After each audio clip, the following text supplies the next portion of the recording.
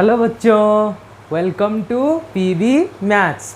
आज हम पढ़ने वाले हैं क्या, क्लास 9 के चैप्टर 6 लाइन्स एंड एंगल। तो इस वाले चैप्टर का शुरुआत हुआ था आपके क्लास 6 में, उसमें भी था लाइन्स एंड एंगल्स। और आज जो हम क्लास करेंगे वो बिल्कुल ही बेसिक से पढ़ेंगे, मतलब जिसने 6 क्लास में नहीं पढ़ा होगा उसका भी क्लियर हो जाएगा। ठीक है, तो पहले हम ये समझते हैं कि लाइन क्या होता है, लाइन सेगमेंट क्या होता है, रे क्या होता है, एंगल्स क्या होते हैं, तब जाके हम इस चैप्टर में डीपली सारे चीज़ों को समझ पाएंगे। ओके, तो पहले हम ये देखते हैं कि लाइन क्या होता है। देखो,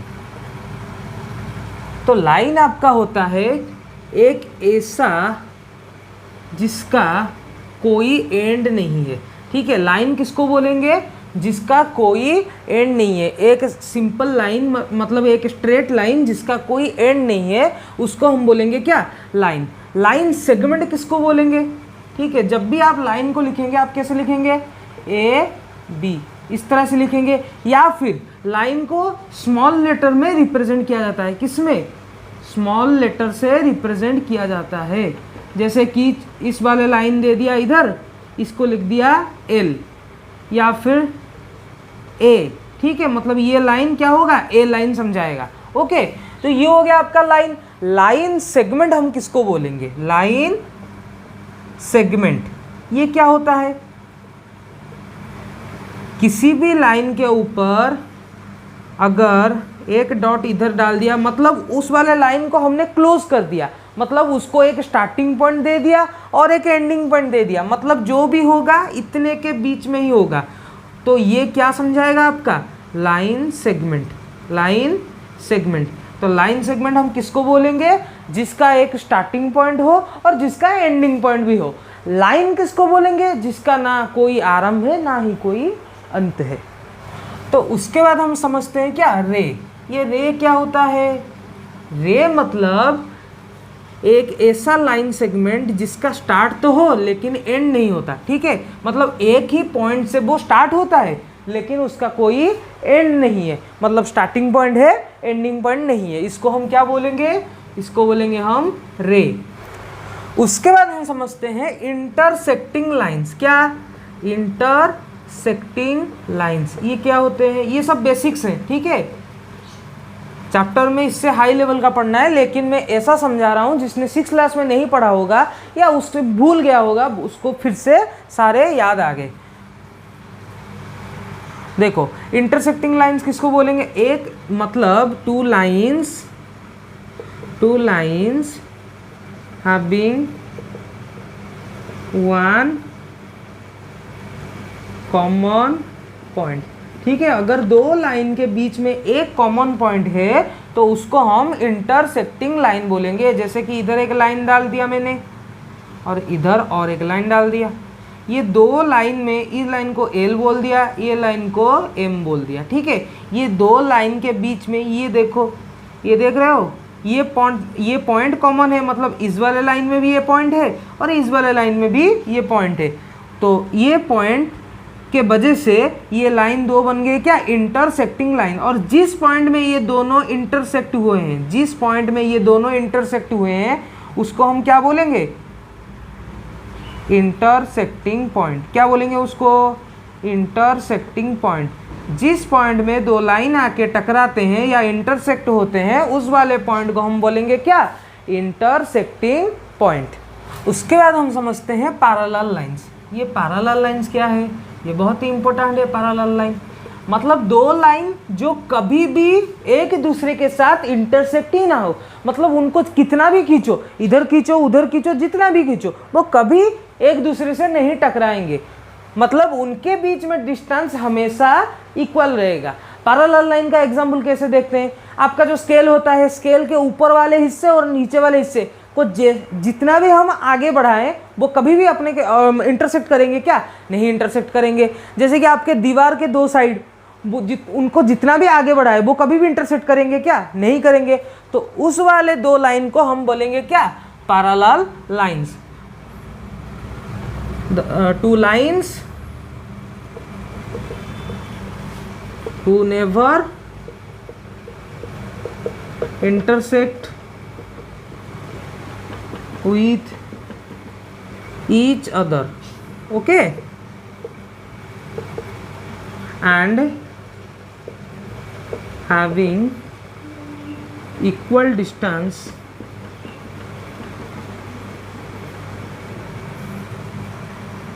in their every part.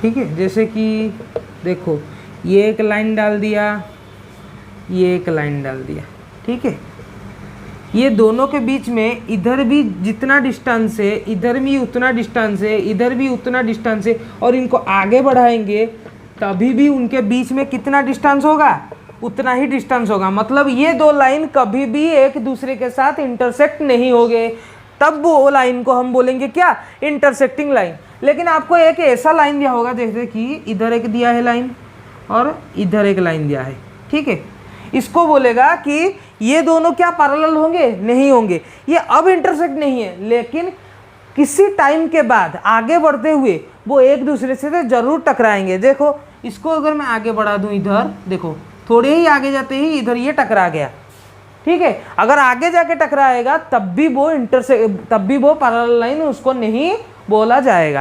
Parallel line सिर्फ उसको बोलेंगे जिसको जितना भी आगे बढ़ाओ वो कभी भी एक दूसरे के साथ क्या होगे, इंटरसेक्ट नहीं होगे। उसके बाद हम समझते हैं क्या, टाइप्स ऑफ एंगल्स, मतलब टाइप्स ऑफ एंगल्स मतलब कितने सारे एंगल होते हैं, सभी के बारे में हम पढ़ेंगे, ठीक है। पहले हम समझते हैं एक्यूट एंगल क्या होता है। एक्यूट एंगल, एक्यूट एंगल क्या होता है भाई, acute angle means the angle,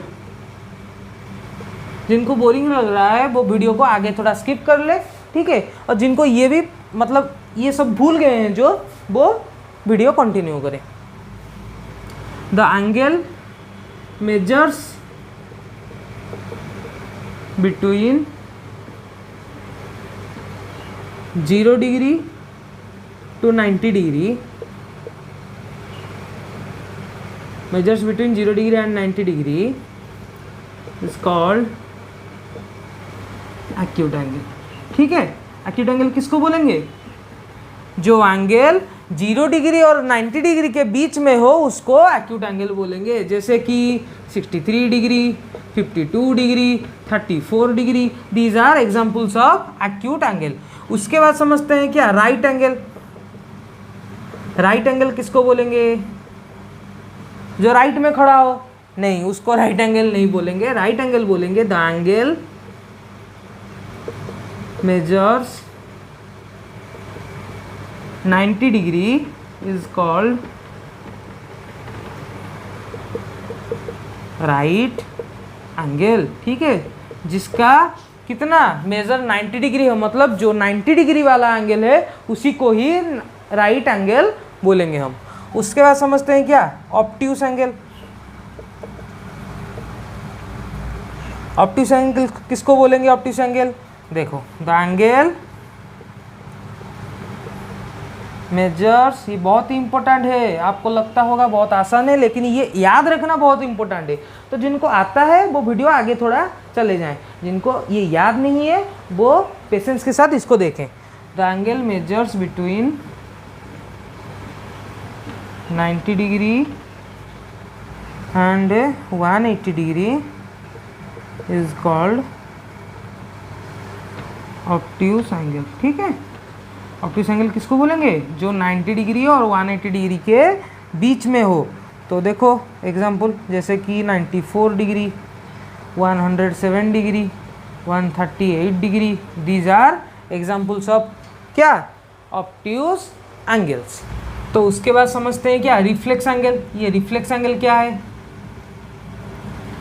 reflex angle मतलब जिसका वैल्यू क्या, 180 डिग्री से बड़ा हो और 360 डिग्री से क्या हो, छोटा हो, उसको बोलेंगे हम क्या, रिफ्लेक्स एंगल।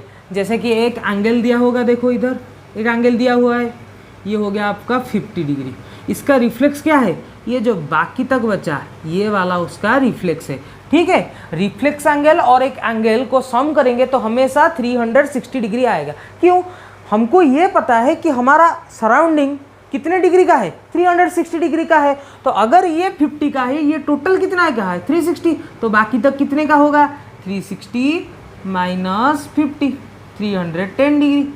तो अगर आपको एक एंगल दिया है और पूछा है उसका रिफ्लेक्स निकालो, कुछ भी नहीं करना, 360 से डायरेक्ट माइनस कर लो, जो बचेगा वो होगा आपका रिफ्लेक्स एंगल। ठीक है, तो रिफ्लेक्स एंगल किसको बोलेंगे, जिसका वैल्यू 180 से बड़ा हो और 360 से छोटा हो। ठीक है, उसके बाद समझते हैं क्या कॉम्प्लीमेंटरी एंगल्स। इसको भी आपने पढ़ा था, कॉम्प्लीमेंटरी एंगल क्या होता है भाई। कॉम्प्लीमेंटरी एंगल्स मतलब the sum of two angles is 90 degree, then they are called complementary angles। ठीक है, अगर दो एंगल को सम करेंगे मतलब ऐड करेंगे तो उनका आंसर अगर 90 डिग्री आया तो उन दोनों एंगल्स को हम क्या बोलेंगे, कॉम्प्लीमेंटरी एंगल। मतलब एक दूसरे के वो क्या कहलाएंगे, कॉम्प्लीमेंट्स कहलाएंगे। जैसे कि इधर एक एंगल दिया है, क्या ये दिया है आपका 50 डिग्री और इधर एक एंगल दिया है 40 डिग्री। तो दोनों को ऐड करते हैं, 50 डिग्री प्लस 40 डिग्री, आगे आपका क्या 90 डिग्री। 90 डिग्री आ रहा है, मतलब ये दोनों एंगल आपके क्या है, कॉम्प्लीमेंटरी एंगल है। लेकिन क्वेश्चन तो ऐसे पूछे नहीं पूछेगा, क्वेश्चन कैसे पूछेगा, एक एंगल दिया होगा और पूछेगा क्या करो, इसका कॉम्प्लीमेंटरी एंगल निकालो। तो देखो एक क्वेश्चन दिया है, जैसे कि दिया है 30 डिग्री का कॉम्प्लीमेंटरी एंगल निकालो। तो हमको तो ये पता है कि 30 डिग्री कॉम्प्लीमेंटरी एंगल मतलब क्या, दो एंगल को प्लस करेंगे 90 आएगा। एक एंगल दिया हुआ है 30, मतलब 30 के साथ ऐसा क्या प्लस करें कि 90 आएगा। तो हम क्या करेंगे, 90 से माइनस कर लेंगे इसको, 90 माइनस 30, आपका आंसर आ रहा है क्या 60 डिग्री। मतलब ये हो गया उसका क्या, कॉम्प्लीमेंटरी एंगल्स। ओके, इस तरह से आप कर सकते हैं। उसके बाद हम समझते हैं क्या supplementary angle. Supplementary angle, supplementary angle क्या है भाई, सप्लीमेंटरी एंगल मतलब if the sum of two angles is 180 degree, then they are called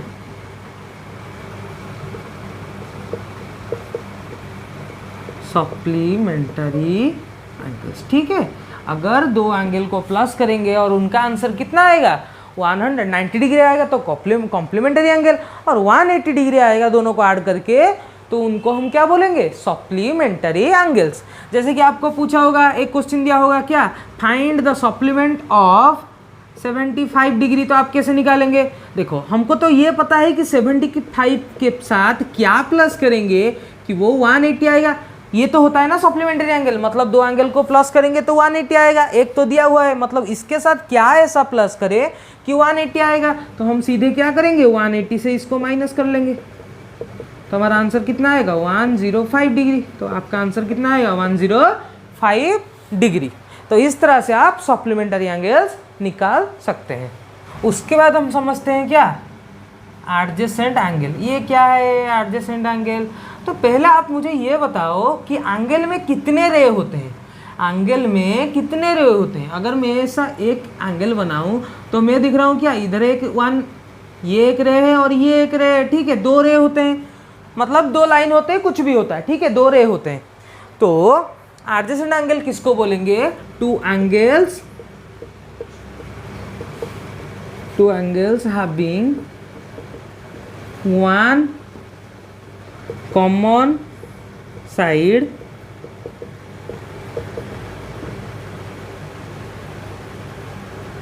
are called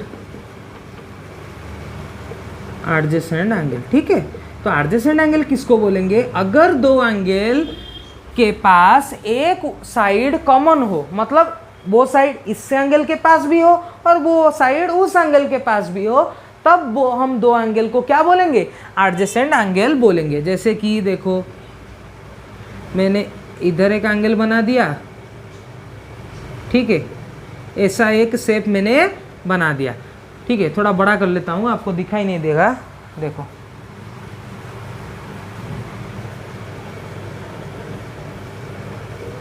ठीक है, ऐसा मैंने बना दिया।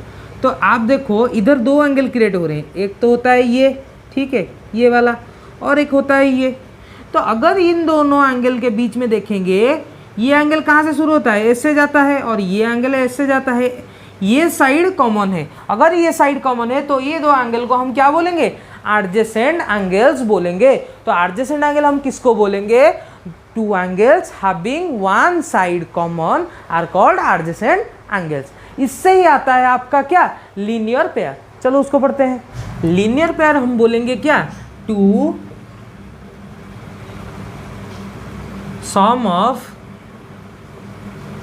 To adjacent angles, sum of two adjacent angles is 180 degree, then they forming क्या, लीनियर पेयर। ठीक है, तो लीनियर पेयर कब फॉर्म करेंगे, अगर दो एडजेसेंट एंगल को प्लस करेंगे तो 180 डिग्री आएगा, तब वो क्या बना रहे हैं, लीनियर पेयर बना रहे हैं। लीनियर पेयर कैसा बनता है, देखो ऐसा एक लाइन है, देखो ये इधर एक एंगल है और इधर एक एंगल है, ये दो एंगल के बीच में ये साइड कॉमन है, तो ये बन गए आपके क्या, क्या आपके बन गए, ये बन गए आपके एडजेसेंट एंगल। और अगर इन दोनों को प्लस करेंगे 180 डिग्री आएगा, तो ये बन गए आपके क्या, लीनियर पेयर। क्यों लीनियर पेयर बनते हुए, देखो ये एक जो स्ट्रेट लाइन है, ये स्ट्रेट एंगल का, ये एक स्ट्रेट एंगल है जिसका वैल्यू कितना होता है, 180 डिग्री होता है। तो 180 डिग्री के बीच में जितने भी एंगल आएंगे वो सारे प्लस होके 180 डिग्री ही बनेंगे।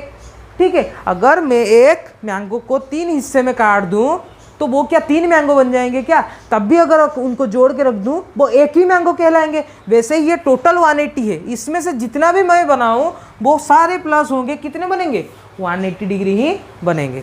तो आपके लीनियर पेयर किसको बोलेंगे, अगर दो एडजेसेंट एंगल को प्लस करके 180 डिग्री आ रहा है तो हम उसको क्या बोलेंगे, लीनियर पेयर। इफ ए रे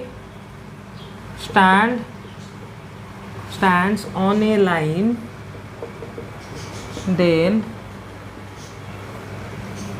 the adjacent angles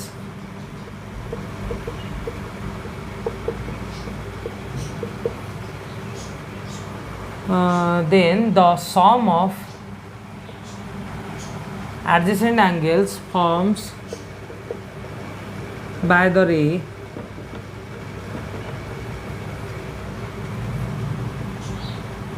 is 180 degree. मतलब इसका क्या दिया है, देखो एक रे अगर एक लाइन के ऊपर खड़ा होता है, if a ray stand on a line then the sum of adjacent angles, मतलब एक लाइन है उसके ऊपर एक रे है, जो लीनियर पेयर में हमने पढ़ा, अगर खड़ा होता है तो दो एंगल जो उसके लिए, मतलब इस वजह से ये रे के वजह से जो जो एडजेसेंट एंगल क्रिएट हो रहे हैं उनको अगर प्लस करेंगे वो हमेशा कितना आएगा, 180 डिग्री आएगा। इसी को लेके और एक रूल है क्या, इसका उल्टा, इसका रिवर्स क्या होता है, देखो if the sum of adjacent angles is 180 degree, then the non-common sides forms a line। ठीक है, इससे हम क्या समझते हैं, देखो if the sum of adjacent angle is 180 degree, मतलब इधर दे दिया है क्या कि दो एडजेसेंट एंगल हैं जिनको प्लस करते ही हमको क्या आएगा, 180 डिग्री ही आएगा। अगर आएगा मतलब ये दोनों को अगर प्लस करके 180 डिग्री आ रहा है, जो नॉन कॉमन रे हैं, नॉन कॉमन मतलब देखो ये एंगल में ये वाला तो कॉमन है और ये एंगल में भी ये वाला है, तो ये तो कॉमन हो गया। नॉन कॉमन क्या होता है, ये वाला और ये वाला, तो ये मिला के क्या फॉर्म करेंगे, एक लाइन फॉर्म करेंगे। मतलब इधर दे दिया है कि अगर लाइन के ऊपर एक रे खड़ा है तो दो एडजेसेंट एंगल को प्लस करते ही 180 डिग्री हो जाएगा। नीचे वाले में दिया है उसका उल्टा, क्या, अगर दो एडजेसेंट एंगल को प्लस करते ही 180 डिग्री आ रहा है, जो नॉन कॉमन रे हैं वो क्या बना रहेंगे, वो एक लाइन बना रहे हैं। ओके, उसके बाद हम समझते हैं क्या, वर्टिकल ऑपोजिट एंगल। बहुत ही इंपॉर्टेंट कॉन्सेप्ट है, वर्टिकली ऑपोजिट एंगल। देखो इसको हम क्या बोलेंगे, अगर दो लाइन है और वो एक दूसरे के साथ क्या कर रहे हैं, इंटरसेक्ट कर रहे हैं, वो उन, देखो ये हो गया आपका इंटरसेक्टिंग पॉइंट, और इसमें से कितने एंगल क्रिएट हो रहे हैं, देखो ये 4 एंगल क्रिएट हो रहे हैं। ठीक है, ये 4 एंगल क्रिएट हो रहे हैं, तो रूल के मुताबिक मतलब ऐसा बोला जाता है क्या, ये जो अपोजिट एंगल हैं ये इक्वल होते हैं। अपोजिट एंगल होते हैं वो क्या, इक्वल होते हैं। हमको कैसे बता, हमको तो प्रूफ चाहिए, तो चलो प्रूफ करते हैं। इसको नेम दे दिया क्या, A B line, C D line, और इसको नेम दे दिया ओ, मतलब इंटरसेक्टिंग पॉइंट को नाम दे दिया क्या हमने, ओ। तो हम कैसे इसको प्रूफ करेंगे, तो हमको सिर्फ इतना पता है कि ए बी एक लाइन है, सी डी एक लाइन है, और दोनों को अगर दोनों इंटरसेक्ट हो रहे हैं कहाँ पे, ओ पे इंटरसेक्ट हो रहे हैं, तो पहले हम एक रे को पकड़ते हैं। देखो ओ ए, देख रहे हो, ओ ए सी डी के ऊपर खड़ा है क्या, ओ ए सी डी लाइन के ऊपर खड़ा है क्या, हाँ खड़ा है, तो वो लिखते हैं ओ ए रे स्टैंड्स ऑन सी डी। और अभी हमने पढ़ा था अगर एक रे खड़ा होता है तो एडजेसेंट एंगल कितने होते हैं, 180 डिग्री होते हैं सम होके। तो ये दो एंगल कितने हो जाएंगे, ए ओ सी, मतलब ये वाला एंगल और ये वाला एंगल। देखो ये लाइन के ऊपर खड़े हैं ना, तो ये दो एंगल मिलके कितने हो जाएंगे, 180 हो जाएंगे। तो लिख लेते हैं A O D plus A O C is equal to 180 degree. क्यों, हमने अभी लिखा था, ये क्या बना रहे हैं, लीनियर पेयर बना रहे हैं। Okay, linear pair. उसके बाद और एक पकड़ते हैं, उसके ही बाजू वाला क्या, ये ओसी को पकड़ते हैं। देखो ओसी, ओ सी किसके ऊपर खड़ा है, ए बी के ऊपर खड़ा है। तो अगर ए बी के ऊपर खड़ा रहा है तो जो दो एंगल क्रिएट कर रहा है उन दोनों को भी प्लस करेंगे तो कितना आएगा, 180 आएगा, क्योंकि वो दोनों भी लीनियर पेयर बना रहे हैं। तो लिखते हैं ओ सी स्टैंड्स, ओ सी रे स्टैंड्स ऑन ए बी। ठीक है, ए बी के ऊपर खड़ा है। तो अगर ए बी के ऊपर खड़ा है तो क्या दो एंगल बना रहा है, देखो एक बना रहा है ए ओ सी और एक बना रहा है B O C. A O C plus B O C is equal to 180। क्यों, लीनियर पेयर। तो हमने अभी देखा क्या कि अगर ऊपर वाले को प्लस कर रहे हैं तब भी 180 आ रहा है और इन दोनों को प्लस कर रहे हैं तब भी 180 आ रहा है। ठीक है, तो ये दोनों क्या इक्वल हो जाएंगे क्या, ये दोनों क्या इक्वल हो जाएंगे क्या, बिल्कुल होंगे, क्योंकि दोनों को अगर प्लस करके 180 आ रहा है तो दोनों इक्वल हो जाएंगे। तो ये लिखते हैं क्या, A O D plus A O C is equal to A O C plus B O C. कुछ नहीं करा मैंने, देखो ये पार्ट को इधर लिख लिया, ये पार्ट को इधर लिख लिया, ये दोनों इक्वल हो रहे हैं। क्यों, क्योंकि इनका सम भी इक्वल हो रहा है। इन दोनों को ऐड करके 180 आ रहा है, इन दोनों को ऐड करके 180 आ रहा है। जैसे कि मैं इधर और एक एग्जांपल लिखता हूं, देखो a plus B is equal to 10, C plus D is equal to 10, मतलब दोनों को प्लस करके 10 आ रहा है। तो क्या ये इसका सम और इसका सम इक्वल नहीं होगा क्या, इक्वल। इधर हम देख रहे हैं तो मैंने वही लिखा इधर। तो फिर से लिखने के बाद मैं देख रहा हूँ इधर भी AOC है, उधर भी AOC है, तो वो क्या होगा, अगर AOC इधर हो रहा है तो बाकी बचा क्या, AOD BOC, मतलब ये दोनों तो एक ही चीज़ है। तो अलग क्या है, AOD BOC, वो भी इक्वल है, वो भी इक्वल है। AOD is equal to BOC। देखो AOD क्या होता है, AOD BOC। यही तो मैंने पहले बोला था कि vertical opposite angles are equal. वैसे ही आप क्या कर सकते हैं, इन दोनों को इक्वल निकाल सकते हैं। तो आपका इस तरह से क्या होगा, ये 6.1 का आपका बुक का 6.1 थ्योरम प्रूव होता है क्या, vertical opposite angles are equal. तो बच्चों ऑलरेडी हमने वर्टिकल ऑपोजिट एंगल तक पढ़ लिया है, तो उसके रिलेटेड जितने सारे क्वेश्चन बनते हैं हम उसको पहले कर लेते हैं। तो इधर मैंने एक क्वेश्चन लिखा है क्या, if two complementary angles are in the ratio 2:3 find the angles. मतलब दो कॉम्प्लीमेंट्री एंगल हैं जिनका रेशियो 2:3 है और वो दो एंगल पूछा है। तो अगर रेशियो में कुछ दिया होगा तो हम उसको कैसे लेंगे, अगर रेशियो में दिया होगा तो पहले हमको उससे वेरिएबल को इंटू करना होता है। जैसे कि लिख लेते हैं क्या, लेट वन एंगल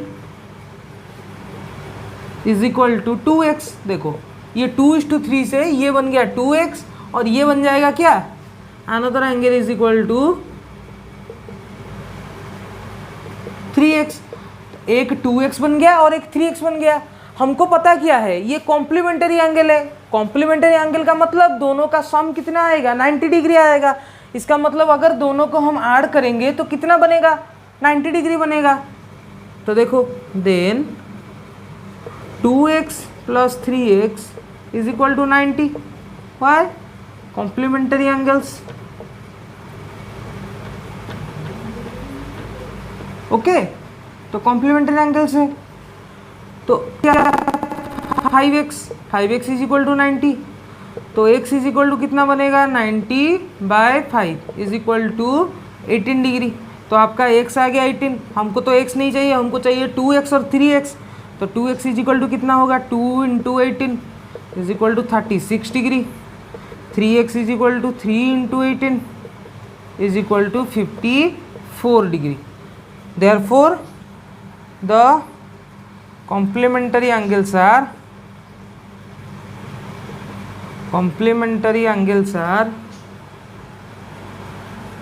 ये आपने पहले से पढ़ा हुआ है, ठीक है, 8th क्लास में।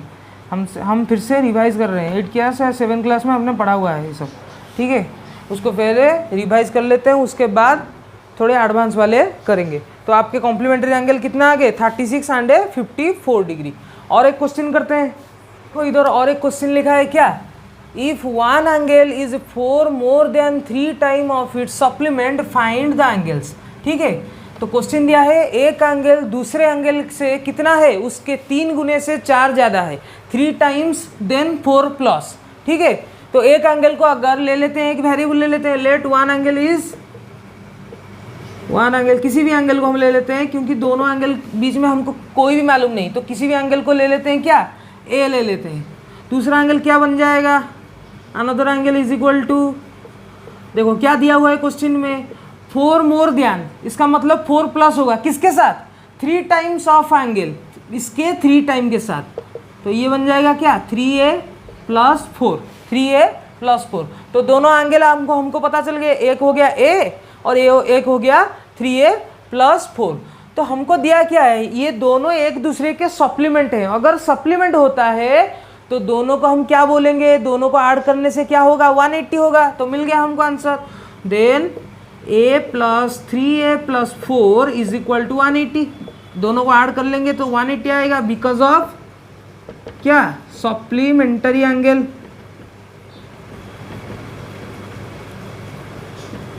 सप्लीमेंट्री एंगल आ गया। तो ये बन गया क्या आपका, a + 3a 4a + 4 is equal to 180।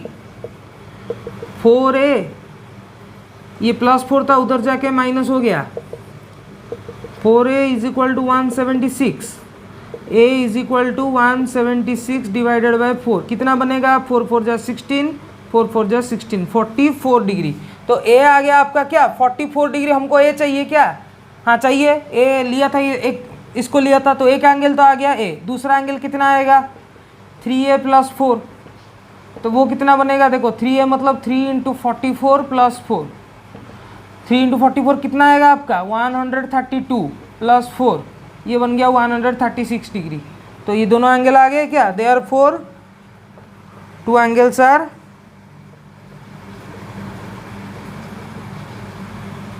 44 degree and 136 degree. Okay, इस तरह से आप ये क्वेश्चन को कर सकते हैं। जिनको आ रहा है क्योंकि वो पहले से करे हुए हैं, ये 7 क्लास या 6 क्लास में करे हुए हैं, थोड़ा रिवाइज हो रहा है, अभी करेंगे आगे।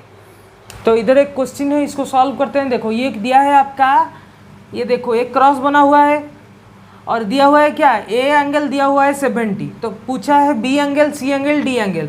तो हमको ये तो दिख रहा है कि A angle and C angle are vertically opposite angle, vertically opposite angle, तो वो इक्वल होंगे। तो सी बन गया आपका क्या 70 डिग्री। वैसे ही ए और बी क्या बना रहे हैं, एक लाइन पे, एक लाइन के ऊपर है, तो ए बी क्या बना रहे हैं, लीनियर पेयर। तो ए प्लस बी 180 बन जाएगा, क्योंकि लीनियर पेयर बना रहे हैं। तो ए तो हमको पता है क्या है 70 plus B is equal to 180 बन जाएगा। तो बी कितना आएगा आपका 180 माइनस 70, ये हो गया आपका क्या 110 डिग्री।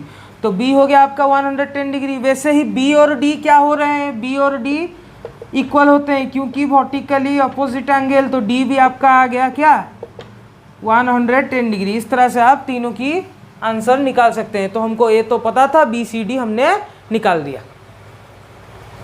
तो अगर आपको इस तरह से क्वेश्चन पूछ ले तो इसको कैसे सॉल्व करना है, तो देखो पहले तो ये देखो ये क्या बन रहा है, ये एक लीनियर पेयर बन रहा है। तो लीनियर पेयर बनेगा तो दोनों को ऐड करेंगे, दो एंगल को, दो एडजेसेंट एंगल को ऐड करेंगे तो वो कितना बनेगा, वो 180 डिग्री बनेगा। तो इसको लिखते हैं 4x plus x minus 5 is equal to 180, क्योंकि ये क्या बना रहा है, लीनियर पेयर बना रहा है। ठीक है, तो इस तरह से इसको लिखते हैं 4x प्लस x, 5x बन गया। ये 5 माइनस था, उधर जाके प्लस हो जाएगा। तो 5x इज इक्वल टू बन गया 185 degree. Then x is equal to 185 divided by 5, ये हो गया आपका 37 डिग्री। इस तरह से आपका x का आंसर आ गया। देखो अगर आपको इस तरह से क्वेश्चन पूछ लिया तो इस तरह क्वेश्चन को कैसे सॉल्व करना है। तो पहले ये देखो, ये सारे तामझाम देखने की ज़रूरत नहीं, हमको चाहिए क्या, ए क्या वैल्यू, तो कहाँ पे है एंगल, ये एंगल है। तो ये क्या बना रहे हैं, ये तो देखो हम तो लग रहा है इसे लीनियर पेयर बना रहे हैं। तो लीनियर पेयर बना रहे हैं तो कैसे सॉल्व करना है, दोनों को ऐड करना है, वो 180 बनेंगे। तो लिख लेते हैं 2a minus 5 plus 5a is equal to 180, क्योंकि वो लीनियर पेयर बना रहे हैं। तो 2a और 5a बन गया 7a, और ये 5 माइनस था, वो उधर जाके प्लस हो जाएगा, 180 plus 5, 7a is equal to 185 degree. ठीक है, तो a का आंसर कितना आएगा 185 डिवाइडेड बाय 7, ये बनेगा आपका क्या 7 2 ज़ा 14, 45। तो ये आपका फ्रैक्शन में आ रहा है क्या, 7 2 ज़ा 14, 45, 7 6 ज़ा 42, 3 होल 7, ये का आंसर आ रहा है क्या 26 होल 3/7 डिग्री। ठीक है, इस तरह से आप क्वेश्चन को आंसर निकाल सकते हैं। ओके, तो देखो ये वाला क्वेश्चन दिया है, इसको कैसे सॉल्व करना है। ये हो गया आपका, देखो अभी तक जिनको फास्ट लग रहा था, क्योंकि हम फास्ट पढ़ा रहे थे, क्योंकि वो आप पहले से पढ़े हुए हो इसलिए थोड़ा फास्ट चल रहे थे। अभी हम बिल्कुल ही नॉर्मल से पढ़ेंगे, क्योंकि ये हमारे लिए नया कॉन्सेप्ट है, इसको बहुत ही अच्छी तरीके से समझेंगे। देखो क्वेश्चन में दिया है A B and C D intersect at O, मतलब ए बी एक लाइन है और सी डी एक लाइन है, दोनों ही इंटरसेक्ट कहाँ पे हो रहे हैं, इस वाले पॉइंट में, ओ पॉइंट में हो रहे हैं। और क्या दिया हुआ है, ए O C and B O ई 70। देखो ये एंगल और ये एंगल को अगर ऐड करेंगे तो 70 आएगा, ये एंगल और ये एंगल को ऐड करेंगे तो क्या आएगा 70 डिग्री आएगा। और क्या दिया हुआ है, B O D 40, B O D ये एंगल आपका दिया हुआ है 40। और पूछा है क्या, पूछा है फाइंड बी ओ ई, बी ओ ई ये वाला एंगल पूछा है। और क्या पूछा है, सी ओ ई का रिफ्लेक्स पूछा है। सी ओ ई, क्या पे सी ओ ई है, सी ओ ई का रिफ्लेक्स पूछा है। तो पहले ये देखो, तो पहले ये समझते हैं हमको दिया क्या हुआ है। देखो अगर ये वाला 40 डिग्री है और ये दो लाइन इंटरसेक्ट हो रहे हैं, तो क्या ये वाला एंगल उसका वर्टिकली ऑपोजिट एंगल आएगा क्या, जरूर आएगा। तो AOC हमको पूछा है क्या, AOC पूछा है क्या, नहीं पूछा है। तो अगर AOC हमारा निकल जाएगा तो उससे हम क्या BOE निकाल सकते हैं, बिल्कुल निकाल सकते हैं। ये वाला एंगल अगर निकल गया तो इससे माइनस करके ये वाला एंगल निकाल सकते हैं। तो पहले AOC निकालते हैं। देखो लिखते हैं क्या, BOD is equal to AOC, why, because of vertically opposite angle. तो AOC हमारा आ गया क्या 40 डिग्री आ गया क्या, आ गया 40 डिग्री। तो AOC अगर 40 आ गया, इसको पुट करेंगे कहाँ पे, AOC प्लस BOE, ये हमको दिया हुआ था क्या 70, तो 40 प्लस BOE आ गया हमारा 70, तो BOE कितना आएगा 70 minus 40 is equal to 30 degree. तो BOE आएगा कितना 30 डिग्री। तो एक का आंसर तो निकल गया, ये वाला पूछा था BOE, हमने BOE का निकाल दिया 30 डिग्री। और क्या पूछा है COE का रिफ्लेक्स, देखो COE का रिफ्लेक्स पूछा है। तो पहले ये देखो, ये जो तीनों एंगल क्या क्रिएट कर रहे हैं, लीनियर पेयर क्या क्रिएट कर रहे हैं, क्या एक ही लाइन के ऊपर है, तो 180 डिग्री तीनों को ऐड करके होएगा। तो तीनों एंगल कौन कौन है, AOC COE BOE, तीनों एंगल को प्लस करेंगे तो क्या आएगा 180 डिग्री आएगा। तो लिख लेते हैं AOC plus COE plus BOE is equal to 180 degree. क्यों, लीनियर पेयर बना रहे हैं, मतलब एक लाइन के ऊपर है और एक ही पॉइंट से तीनों एंगल क्रिएट हो रहे हैं। तो और क्या देखते हैं, देखो तीनों एंगल, हमको पता है कि ये एंगल और ये एंगल को प्लस करने से कितना आ जाता है 70 डिग्री, क्वेश्चन में दिया हुआ है। अगर इन दोनों एंगल को प्लस करते हैं तो 70, तो इन दोनों के प्लस के जगह पे हम 70 लिख सकते हैं क्या, जरूर लिख सकते हैं। तो COE लिख लिया, ये हो गया 180। तो इस तरह से COE कितना आ जाएगा हमारा 180 minus 70 is equal to 110 degree. हमको क्या COE पूछा है, क्या नहीं पूछा है, हमको पूछा है उसका रिफ्लेक्स। तो रिफ्लेक्स एंगल कैसे निकालते हैं, मैंने बोला था रिफ्लेक्स एंगल निकालने के लिए जो एंगल जिसका रिफ्लेक्स निकालना है उसको बस 360 से माइनस कर दो, minus 110 is equal to 250 degree. ये हो गया आपका आंसर। ठीक है, आपका BOE 30 आ रहा है इधर, और ये आपका रिफ्लेक्स ऑफ COE 250 डिग्री आ रहा है। अगर इस तरह से क्वेश्चन आ गया, आप इसको पहले समझना, क्वेश्चन में दिया हुआ है, जो दिया हुआ है उसमें से कैसे निकालना है पहले ये समझो, उसके बाद ऑटोमेटिक आपको ये सब आ जाएगा। तो देखो और एक क्वेश्चन दिया हुआ है, देखो क्या दिया है क्वेश्चन में। पहले क्वेश्चन को बहुत अच्छी तरीके से पढ़ना है, उसके बाद आंसर के लिए क्या हड़बड़ी करने की जरूरत नहीं, पहले क्वेश्चन को अच्छी तरह से पढ़ो। 2 lines XY and MN intersect O, मतलब XY और MN दो लाइन है जो कि O पॉइंट पे इंटरसेक्ट हो रहे हैं। POY इज इक्वल टू 90, मतलब ये वाला 90 डिग्री। तो देखो अगर ये वाला 90 है तो ये क्या 90 होगा, क्या जरूर होगा, क्योंकि इस तरफ 90 है तो इस तरफ भी 90 होगा, क्योंकि दोनों एक ही लाइन के ऊपर है और दोनों क्या बना रहे हैं, दोनों लीनियर पेयर बना रहे हैं। तो देख के मालूम पड़ना चाहिए, क्योंकि अगर ये वाला 90 है और कोई एंगल देता तो माइनस करते, ये 90 है तो ये भी 90 है, 90 90 180 बनेंगे।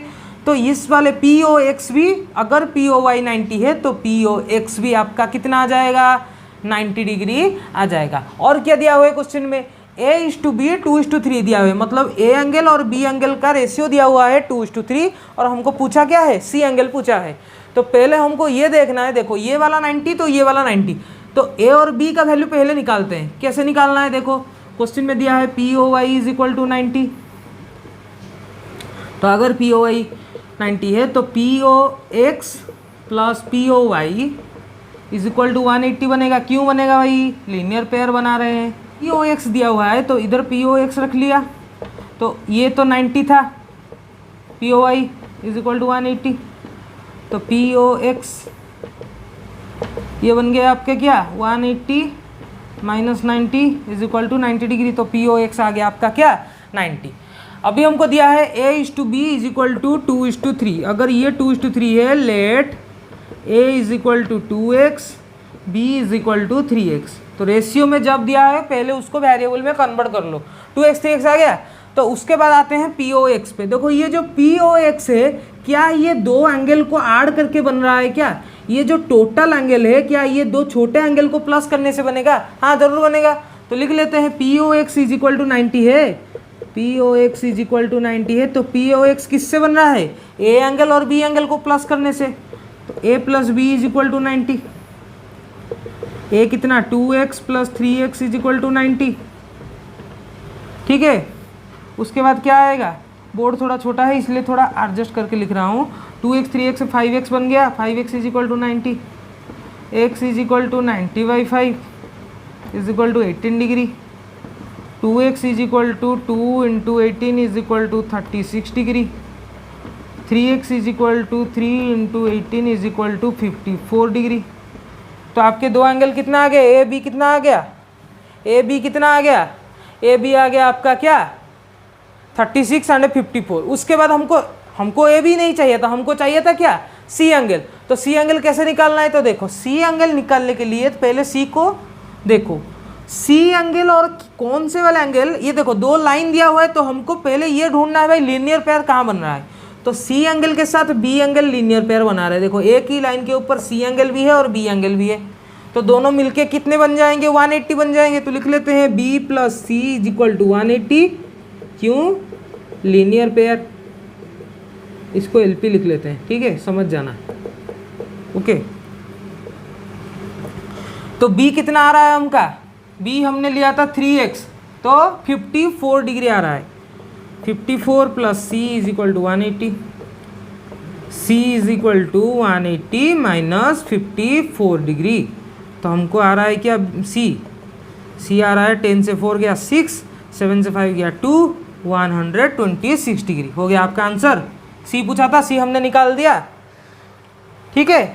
तो इस तरह से अगर इस वाले क्वेश्चन को इस तरह से कौन से भी क्वेश्चन आए आप इस तरह से कर सकते हैं। तो देखो और एक क्वेश्चन दिया हुआ है इधर, P O Q is a line, O R is perpendicular to line P Q, O R P Q के ऊपर परपेंडिकुलर है, और ओ एस और एक रे निकल रहा है किसमें से, ओ पी और ओ आर के बीच में से, ठीक है, मतलब बाइसेक्टर नहीं है, बस बीच में से निकल रहा है।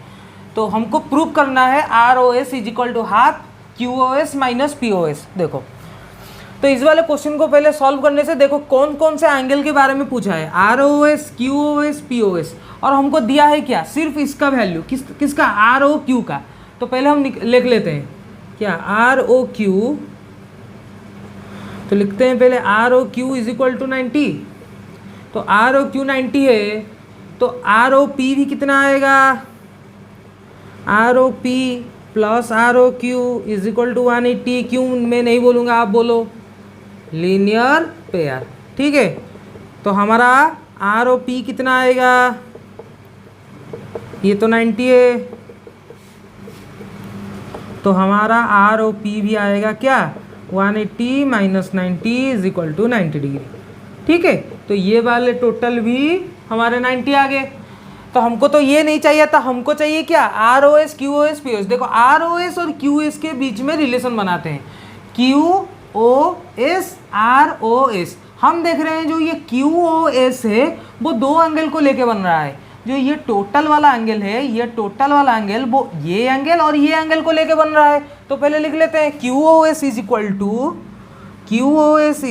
To R O Q angle plus S O R angle, ठीक है, R O Q angle R O S angle, ठीक है। आर ओ एस को आप एस ओ आर भी लिख सकते हैं, मैं लिख लेता हूँ आर ओ एस, कन्फ्यूजन नहीं हो, आर ओ एस एंगल, ठीक है। अगर दोनों को प्लस करेंगे तो वो बड़ा वाला एंगल बनेगा। तो ये कितना आएगा देखो, तो क्यू ओ एस इससे आ जाता है क्या, आर ओ क्यू 90 लिया था, 90 प्लस आर ओ एस, तो ये हो गया आपका एक एंगल, ठीक है। इसको 1 ले लेते हैं, ठीक है। और क्या निकलना है देखो, तो ये हो गया आपका क्यू ओ एस और आर ओ एस के बीच में रिलेशन, कि आर ओ एस और पी ओ एस के बीच में क्या रिलेशन, देखो R O S P O S ये तो अलग अलग है, लेकिन अगर दोनों को ऐड कर ले, ये एंगल और ये एंगल को ऐड कर ले, तो क्या ये बड़ा वाला एंगल बन जाएगा क्या, बिल्कुल बन जाएगा। तो लिख लेते हैं R O S angle plus P O S angle is equal to कितना आएगा आर ओ पी एंगल। ये आपका मालूम चल गया, देखो आपको पता चल गया। आर ओ एस देखो, आर ओ एस यहाँ पे कहाँ पे है, इधर है, ये क्यू ओ एस अलग है, इधर भी पी ओ एस को अकेला रखना है, आर ओ एस को उधर भेजना है, R O P minus R O S. तो ये बन जाएगा आपका क्या 90 माइनस आर ओ एस, ये हो गया आपका इक्वेशन 2। तो हमको चाहिए क्या क्यू ओ एस और पी ओ एस को माइनस करना है, तो वही करेंगे।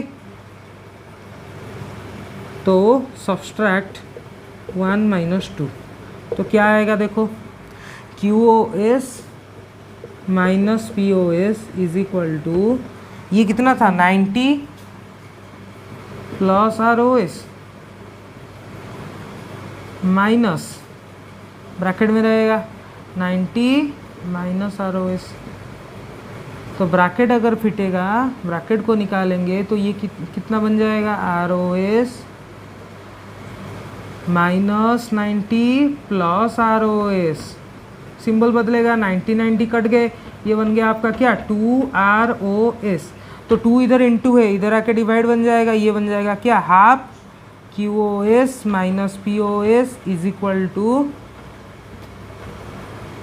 Are O S. ठीक है, जिनको देखने में थोड़ी तकलीफ हुई है माफ़ी चाहता हूँ, क्योंकि बोर्ड थोड़ा छोटा है और फिलअप भी हो गया।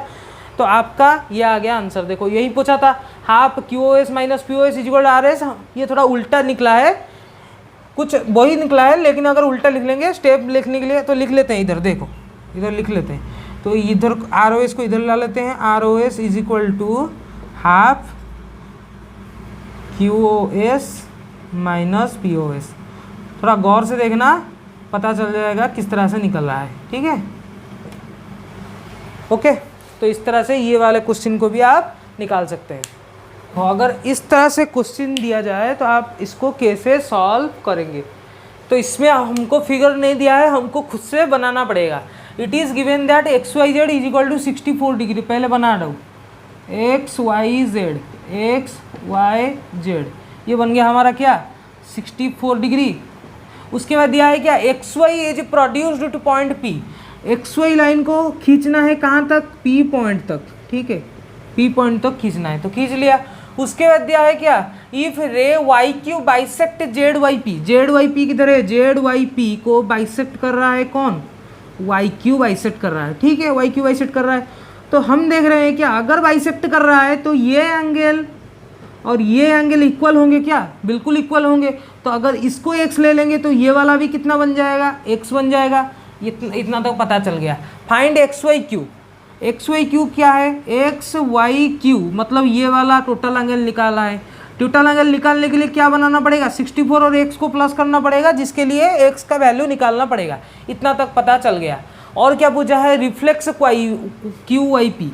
क्यू वाई पी मतलब ये x का रिफ्लेक्स पूछा है। तो हमको ऑल टोटल x का वैल्यू निकालना है पहले। तो पहले ये देखो, ये सारे 64x क्या ये एक ही लाइन के ऊपर है, बिल्कुल एक लाइन के ऊपर है। तो लीनियर पेयर बनाएंगे कि नहीं, बनाएंगे। तो तीनों को प्लस करेंगे, वो बन जाएंगे क्या 180 डिग्री। तो लिख लेते हैं X Y Z angle plus Z Y Q angle plus Q Y P angle is equal to 180 degree. 64 plus X is equal to 180, क्योंकि हमने दोनों को कितना लिया हुआ है, x लिया हुआ है। तो 64 plus 2x is equal to 180। 2x is equal to 180 minus 64। तो हमारा आंसर कितना आएगा, इन दोनों को माइनस करने से 17 से 6 या 11 116 डिग्री। तो x कितना आएगा 116 डिवाइडेड बाई 2 58 डिग्री। तो x का वैल्यू तो हमारा आ गया 58 डिग्री। उसके बाद चाहिए क्या, एक्स वाई क्यू एंगल पूछा है ना, एक्स वाई क्यू। तो एक्स वाई क्यू कैसे बनता है भाई, X Y Z plus Z Y Q, इसको अगर ऐड करेंगे तो भी तो बनेगा। तो एक्स वाई जेड तो 64 दिया था, 58 हमने निकाला, अभी दोनों को ऐड कर लेंगे, ये बन जाएगा 122 डिग्री। ठीक है, तो ये बन गया आपका क्या 122 डिग्री। एक का आंसर आ गया। दूसरे क्या पूछा है, reflex Z Y Q, reflex Q Y P पूछा है। ठीक है, तो क्यू वाई पी को क्या लिया था आपने 58 डिग्री। तो रिफ्लेक्स निकालने के लिए क्या करना है, 360 से 58 को माइनस करना है, तो 302 डिग्री। तो ये हो गया आपका आंसर। ठीक है, दो आंसर हमने निकाल लिया। तो इस तरह से इस चैप्टर का पहला पार्ट खत्म होता है। ठीक है, पहला लेक्चर खत्म होता है, और एक पार्ट में और एक लेक्चर में हमने बाकी सब कवर कर लेना है। ठीक है, तब तक जय हिंद।